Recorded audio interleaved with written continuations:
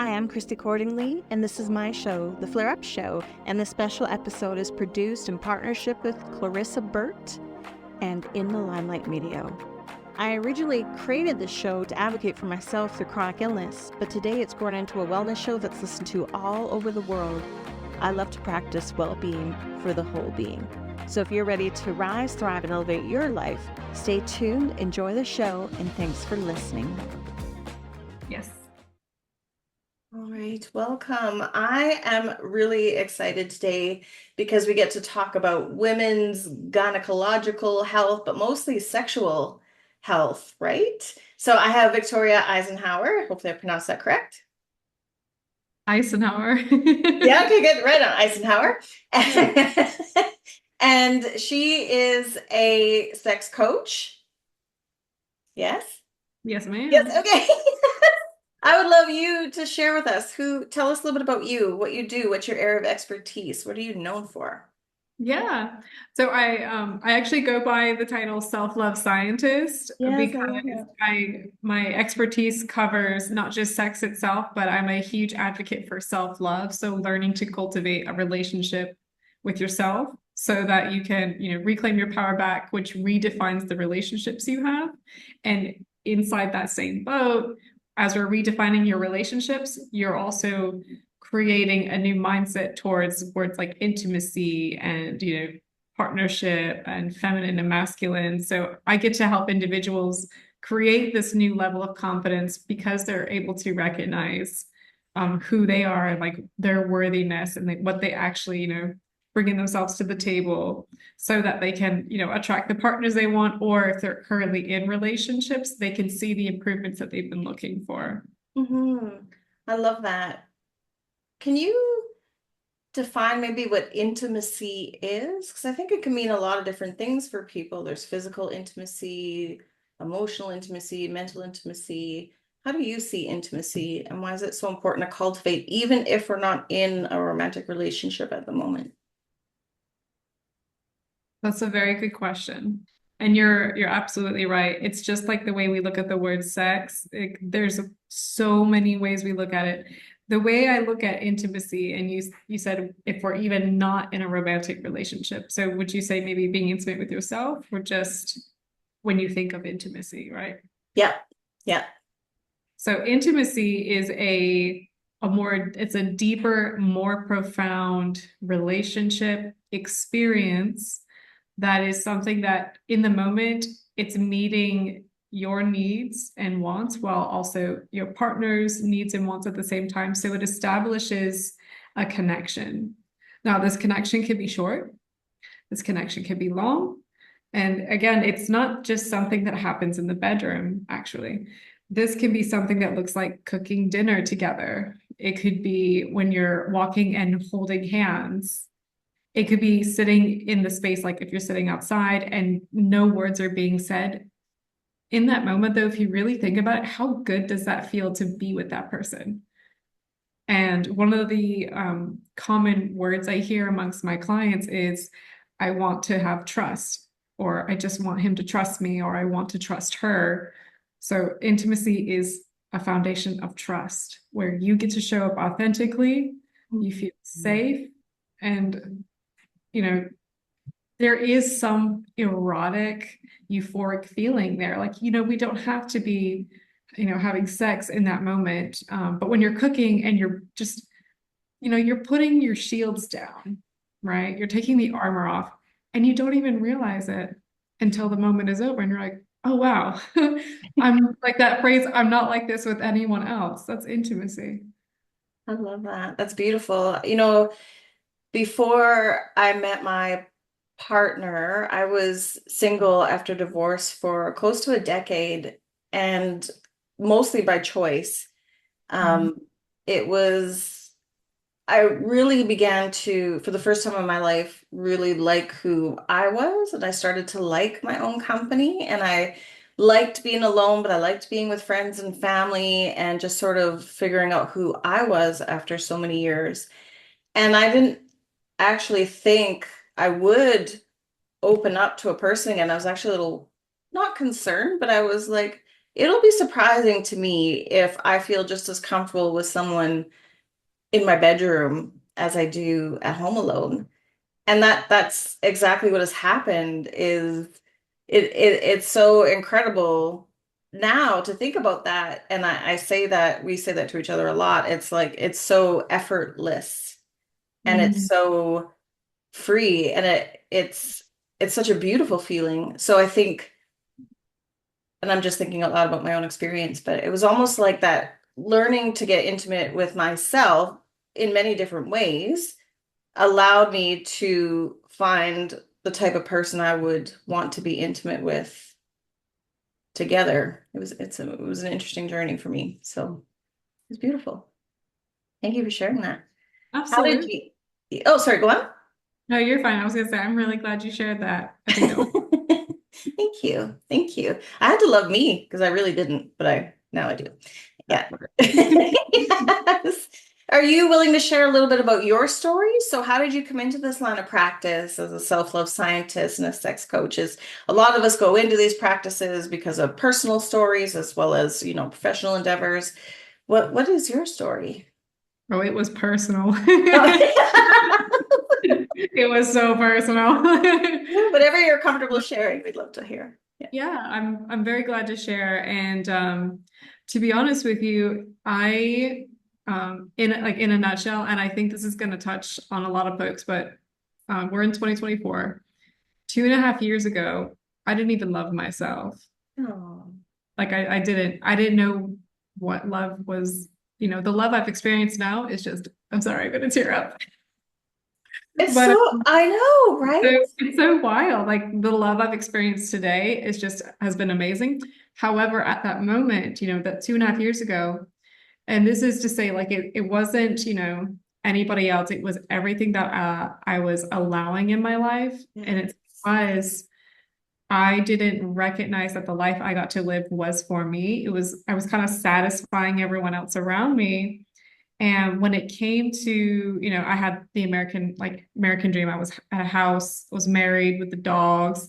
And the next step was, to have kids. And I was, trying to figure out like, why am I not pregnant? Why is this not working? And when I started diving deeper into, sexual health, I learned about masturbating, I learned about self-pleasure, and I started recognizing the differences that I felt in my body when I was with my partner at the time. Hmm. And I started really getting into, just human connection in general. And I started recognizing, I was like, whoa, I am holding on to a lot of limiting beliefs. I'm holding on to a lot of trauma and expectations that were kind of given to me at a young age. And I realized that the life I had built up was not my life. And the person I was with was not no longer someone I wanted to be with. And, in that moment, it was, do I stay to satisfy the masses? Or do I, really trust this? I had this like really like profound, like it was very difficult because in the back of my mind, it was always there. Like, it's time to go. You need to go. Like, what do you have to lose? And so eventually I made the decision and went through the divorce process. And that meant walking away from everything I built for like 10 years. Yeah. And along that journey, I like found myself more involved with, I couldn't let myself feel like that again. I never wanted to hurt anyone, because it sucked. It sucked to hurt this person who was a genuine, kind human. And we both said to each other, you deserve the best and I deserve the best. And it's just not working. And so I vowed to like, what do I need to do? Because I'm a hopeful romantic, not hopeless, a hopeful romantic. But I wasn't ready to, go look for my person. And instead, I spent a long time, asking myself the things, that I wanted, which is never something I've given myself permission to. And this is actually a very common issue, especially amongst women. We just kind of grow up with the fact that like everybody around us got to be happy. And as long as they're happy, for some reason, that puts us at our, then we're worth it. but then not at the expense of my health. Like if I want like deep, profound love and intimacy, then not at the cost of this. So I started developing like routines and structures. I got really deep into, uncovering what these limiting beliefs were. And when I recognized it was just a lot of things that happened at a young age, whether it's trauma related or movie related, personal experience related, parents, all this, and the willingness to like let go, reframe them. I became just like this, extroverted, like blossoming being. Like I'm not saying that it was a great year because I was on ramen noodles like this whole year. Going from two incomes to one was tough. Yeah. So, but when I started feeling safe to actually share my story and like what was happening, because I went quiet for a while, and then I was like, yeah, this is what's going on. I'm moving, and I'm no longer with this person. And when I talked about how important it was to, have a, intimate relationship and recognizing like how worthy I was, women were like, oh, me too, me too, me too. And what I thought was something super stigma and like taboo, like nobody wants to talk about divorce, they only want the drama. Or like if you are the woman and it's your choice, like there's a lot of like loud white noise happening when you do that. So I had a friend of mine one day they told me multiple times, but they were like, I can see you get really excited about this, and I think you should turn this into something more. What would Mhm. that look like? And I was like, if I can create the space and help educate and empower women, and now I say men because I've had men in my containers, Yes. so that they don't have to live in a life that feels disconnected or be in a relationship that's unfulfilling and thinking, well, this is what it is what it is. And it's like, no, it's not. You're limiting yourself. And Yeah. you deserve so much more. So Self-Love Scientist was born, and I became a certified practitioner, and I'm very grateful for the clients I've encountered, and I've made beautiful connections. As you can tell, I connected and I did a couple of talks at the PCOS con last year, and I did Mhm. talks this year. It's just been a really exciting adventure, and I'm really looking forward to what's coming in 2025. I love it. I know it's such a hard time and such a beautiful time. Glennon Doyle calls it brutal, right? Like it's brutal and beautiful. And there Mhm. is something very both about these experiences. And it's always amazing to see when you surrender and let go, what is going to take its place, right? What is actually meant for you is going to come through. And obviously it has for you, which is really amazing because you deserve it. Everybody deserves to feel this way and have happiness and love and safety. And I really love that through that you learn a really valuable lesson that I think a lot of people are struggling with, especially women, but you mentioned men too, and that's that love is transactional, that we're only lovable when we can give, provide, do something in action. But it's not love. We are worthy of love just as we are. And that's part of the feminine condition too, right? The feminine is a very being type of energy, right? But it's so fascinating to me. And you mentioned too about the noise when the woman makes the decision.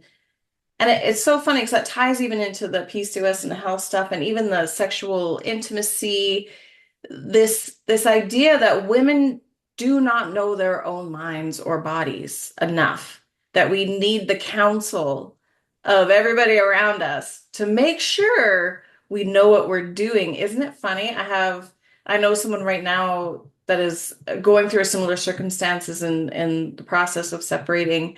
And same thing, there's all these people like, are you sure? Like, have you thought about the consequences? Of course we have. Like, we know, right? And it's the same thing even with sexual health. Are you sure you're not doing what it takes to have an orgasm?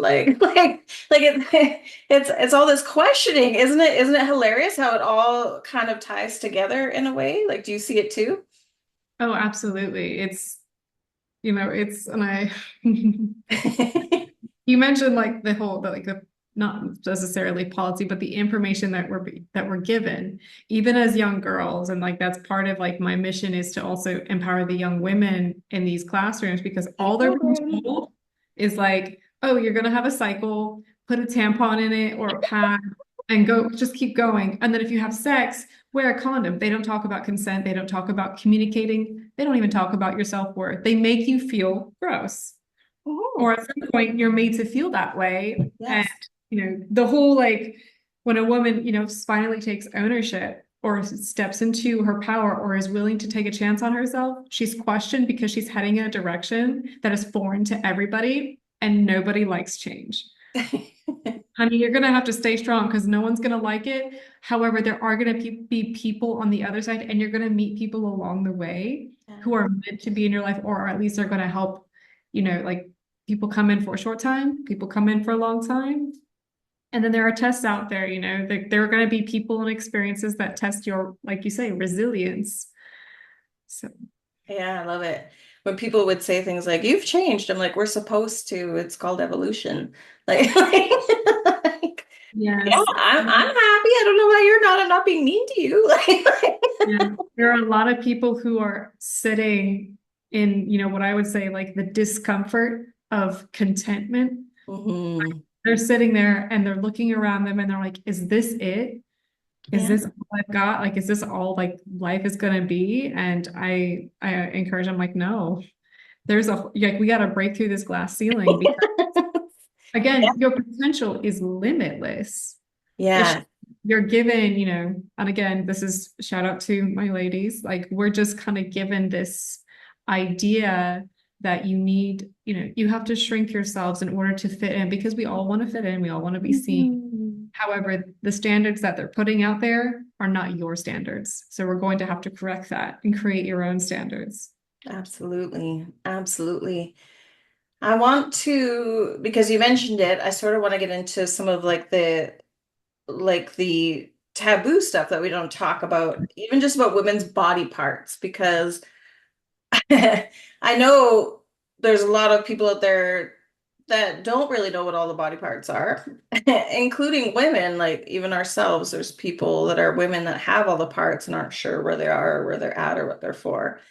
And you talked about people with PCOS, and PCOS is definitely a condition that can highlight parts of the body that may seem questionable in the public eye, such as um, discharge, excess hair, cysts, other things that can discoloration of skin in those areas, difficulty getting pregnant, even our reproductive organs don't seem to be doing what we want them to be doing.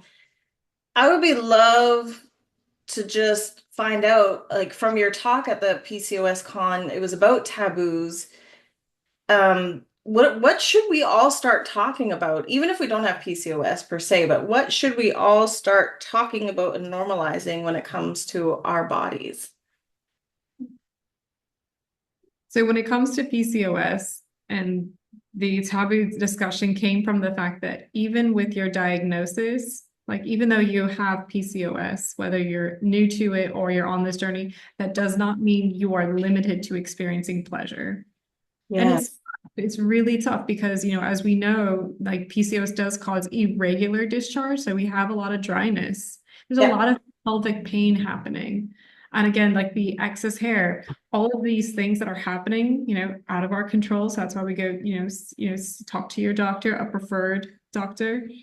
And even though you're navigating this journey, it does hinder and it creates a lot of self-doubt. It lowers your self-worth, it lowers the self-esteem, which goes down into your relationships, whether you're in partnership or seeking partnership.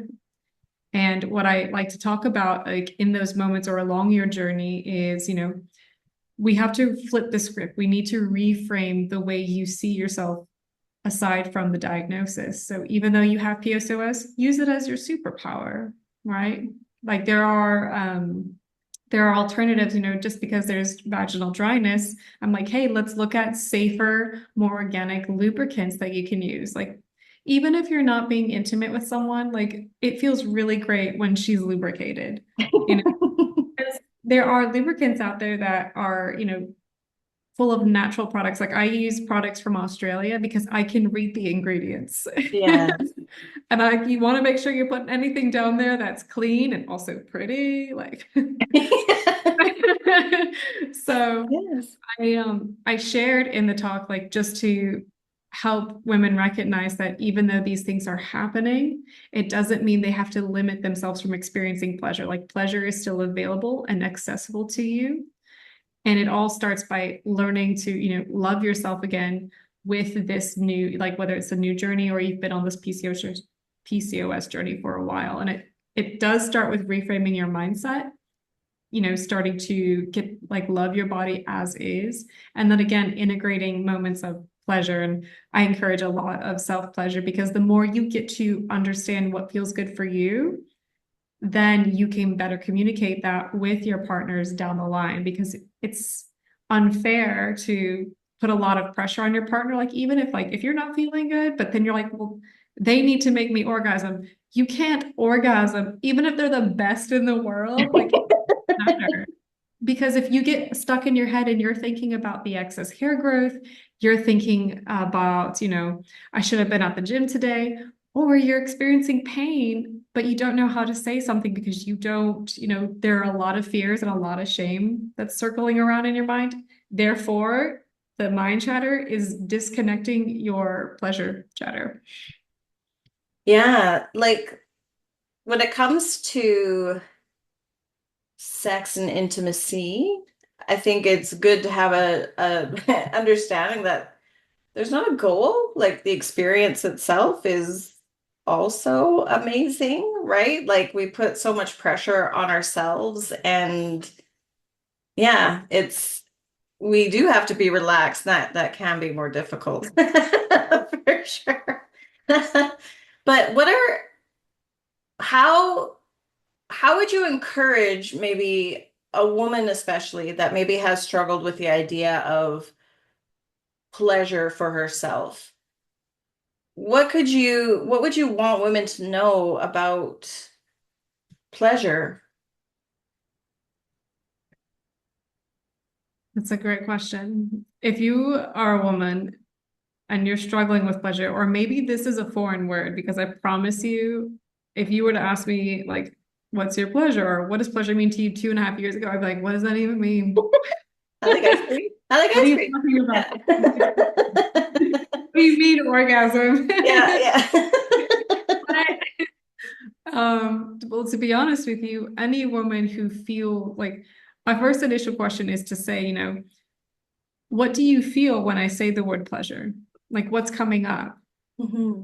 Where do you feel that in your body? Because some hear the word pleasure and they may, I can't answer for anyone. Most of the time, when I ask these questions, it's, people think of sexuality, they think of orgasm, they think of masturbating, and they start to create feelings of, like, a little bit of disgust, a little bit of guilt, some shame. And I'm here to let people know that those, you don't really believe that, like, about this, do you? It's just a program that, it's just something that you were exposed to. So if you're new to the pleasure game and you're very curious about it, it kind of starts by asking yourself, well, what does it mean to me first? And then what do you want it to be? Like, what do you want? How do you want to cultivate pleasure? Because again, it's just like intimacy. You don't have to feel the pressure, to go right into sex, because, and also, like, it's not just about sex. It's like the buildup, it's the journey, it's that's why I'm all about the self-love scientist, because it's literally you're getting to know yourself more and Mhm. cultivating these strategies, these routines, and reframing these thought patterns so that you can live a pleasurable lifestyle. You can live an orgasmic lifestyle, like creating, not just going into the bedroom, be like, okay, I like to be spanked and I need a vibrator. Like, The that's checklist. awesome. Hell Yeah. yeah, let's go. But we can't get to that point until we start getting to know you, and, like, Mhm. who do you want to be and how do you want to experience pleasure? Like, to me, I take pleasure when I, like, on a Sunday and I make coffee and I sit and enjoy the taste of coffee. I've got this new plushy, like, faux rabbit rug, and I put my feet on it and I'm like, like, the softness, you're creating softness, and I take a lot of pleasure out of that. And women deserve that experience all the time. And We the same go for men. Like, if you're listening, men, like, yes, absolutely. But like, women are the ones who are limiting themselves from experiencing it because deep down they feel unworthy. Deep down, this is not a concept and it's not their fault. It's just something that unfortunately is the normal, and that's why we have a gap. That's why we have a pleasure gap. Yes, talk about the pleasure gap, please. Yeah. Prepare yourself. Yeah, I'm ready. We're ready. So the pleasure gap, and this is, you can Google it, you can look online, but the pleasure gap is this thinking of a graph itself, but it's the fact that women are experiencing unsatisfying sex and intimacy in partnership solely due to the fact of, poor communication. They're not setting up the boundaries, and they're also fighting a lot of shame when it comes to their sexuality. They're not being authentic enough. And again, like we talked about the whole mind and pleasure disconnection. If the women are not, if they're trapped up in their mind thinking about, do I look hot enough like I do in the movies? Or sometimes it may not even be, she might not be even thinking about herself. She might be thinking, I really don't want to sleep with him or have sex with this person, but I don't want to say no because I don't want to be alone. Therefore, they're going to put themselves in situations where they're experiencing unsatisfying sex because they don't even want to have it in the first place. Yes. So the gap is, just this thing that women are facing. It's about, I think, 40% of women today are experiencing unsatisfying sex. Mm-hmm. And when I first read about it, it like blew my mind. And then at the same time, I felt related to that because to me, I didn't realize that I was supposed to enjoy sex. I thought I was just doing my due diligence. Like that's how I could keep my person by making them happy. And when I realized it is about you, oh, this changes everything. To fix the pleasure gap, we have to encourage not only like self-love practices or self-pleasure, masturbating, we also need to encourage a safe and secure communication between people. Mm-hmm. Like some days, especially this goes for like PCOS also, some days you're going to feel very hot, like you're going to feel spicy and you're going to want to go for it. Like, let's do You're it. ovulating. Let's go. Yep. Yeah. Yeah.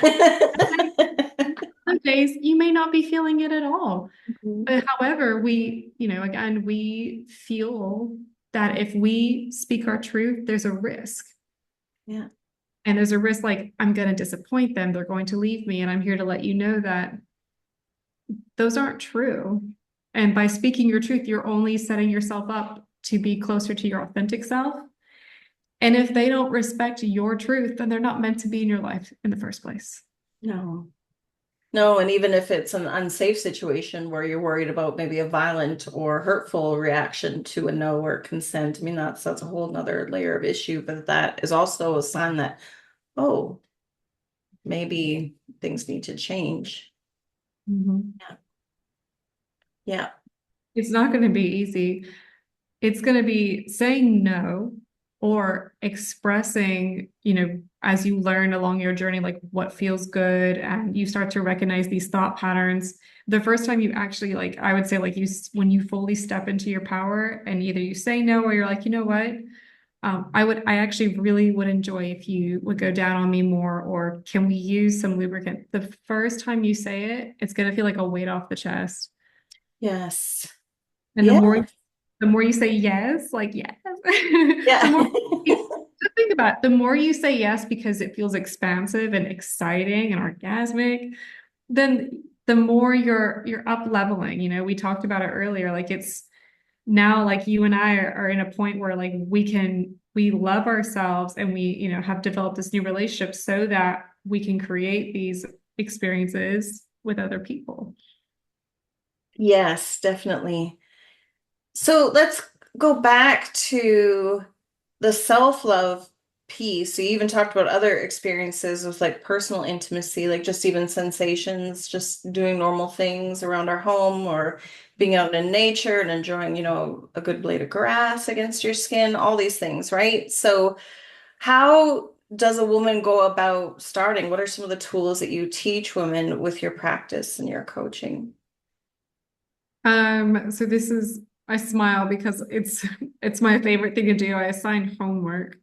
And in my containers, we have offline accountability. So there's always follow up. I'm like always checking in. Yeah. So what I encourage is we do have I give them like digital downloads to work and like a lot of tracking.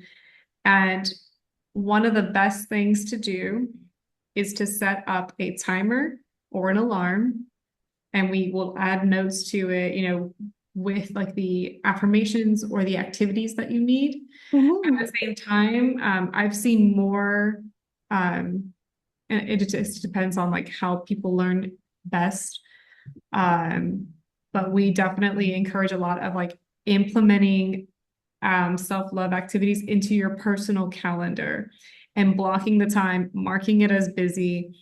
And I call it, it's your date night, date nights or your self-care of the day. Like I mentioned self-love on Sundays, and Mhm.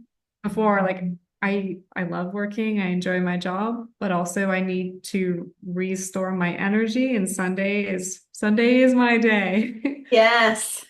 I Yes. also, for anyone listening, I highly encourage like setting yourself up for a date, and you don't have to do it at night, it could be as simple as like your date for, you know, I say this, like start with once a week.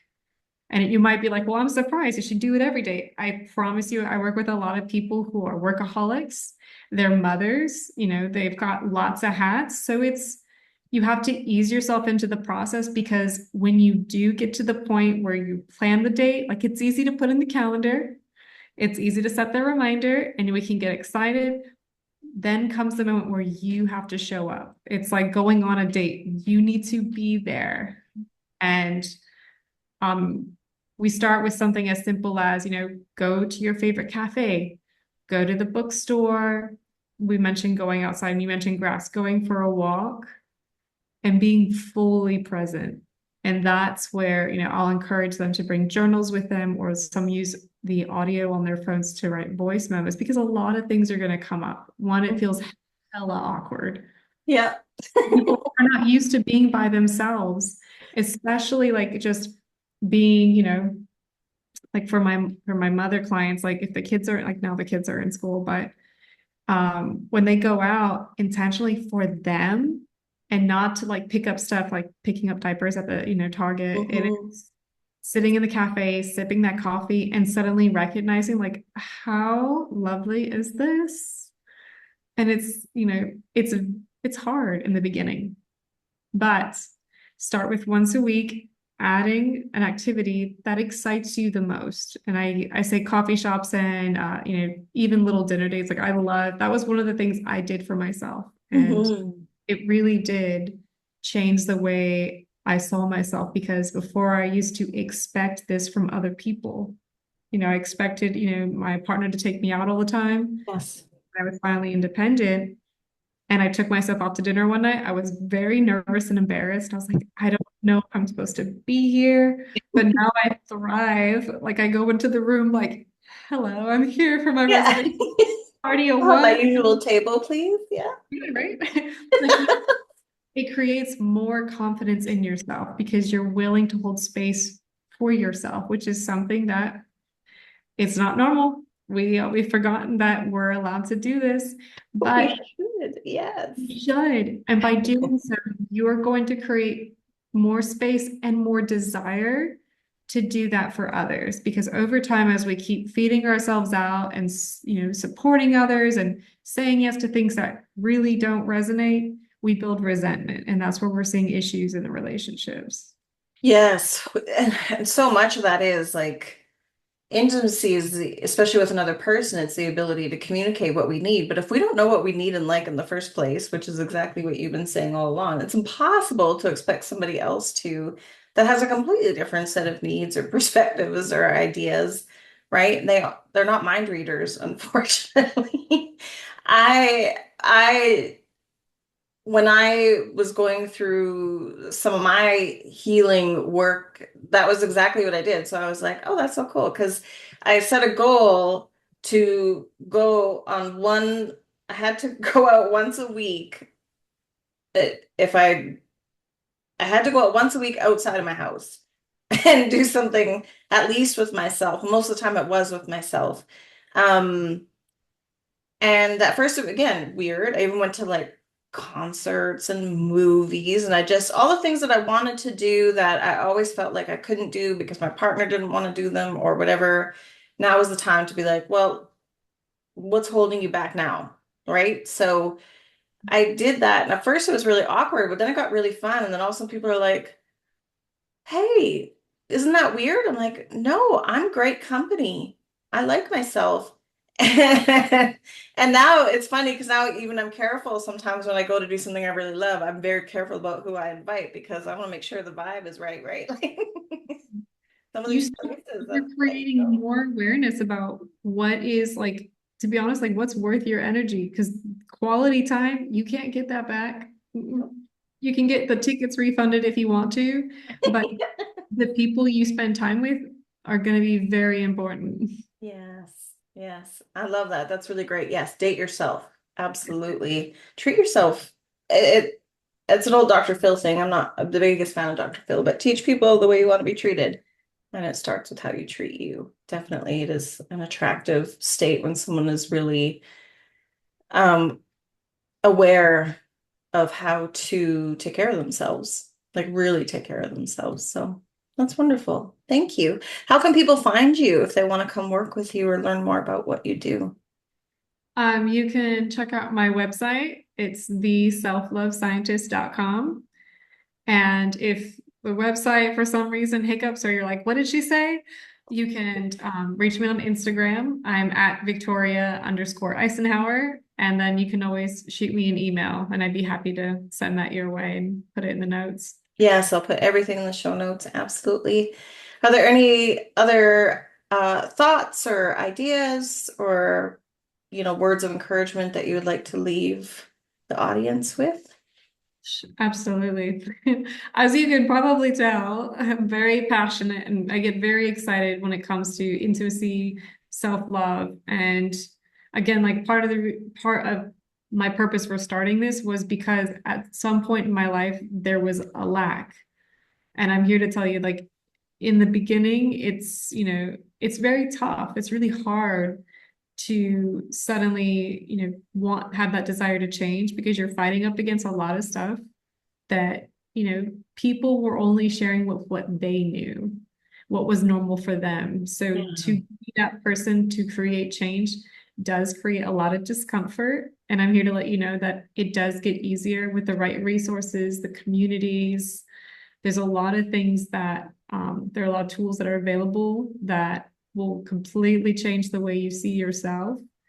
And I think one of the most profound things I have found with human beings, like we said it earlier, we're meant to evolve.